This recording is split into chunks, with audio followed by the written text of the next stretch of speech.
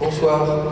Voici 2 ans, la municipalité avait à l'unanimité voté un vœu concernant les traités de libre-échange, donc TAFTA et CETA.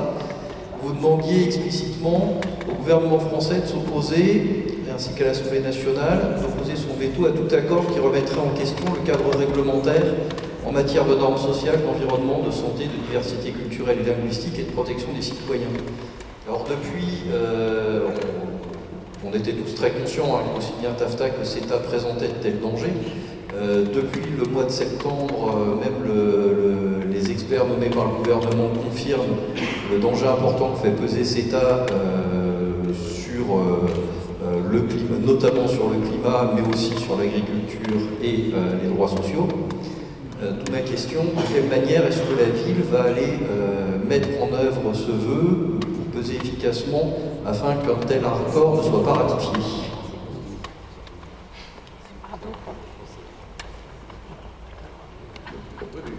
Le vœu, nous l'avons voté en conseil, le temps passe, ça fait 2 ans. Oui. Ouais, 2 ans.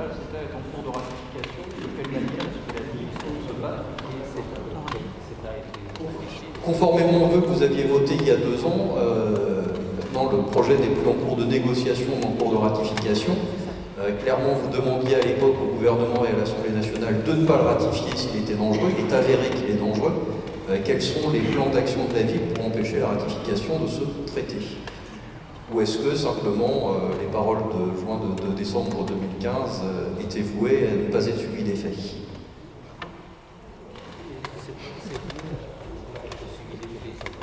Le conseil municipal n'a pas posé effectivement sur ces négociations.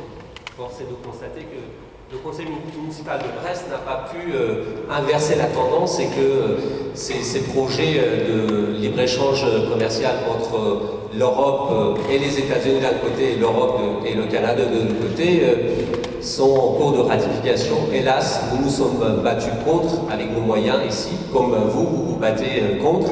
Je me souviens même qu'on a partagé à un moment dans un bar au Pays de Guérin ensemble contre TAFTA, mais nous ne pouvons que nous battre. Et je ne sais pas si, monsieur le maire, vous êtes d'accord, lors d'un prochain conseil municipal, on pourrait aussi encore faire voter d'autres vœux contre cette ratification qui est en cours.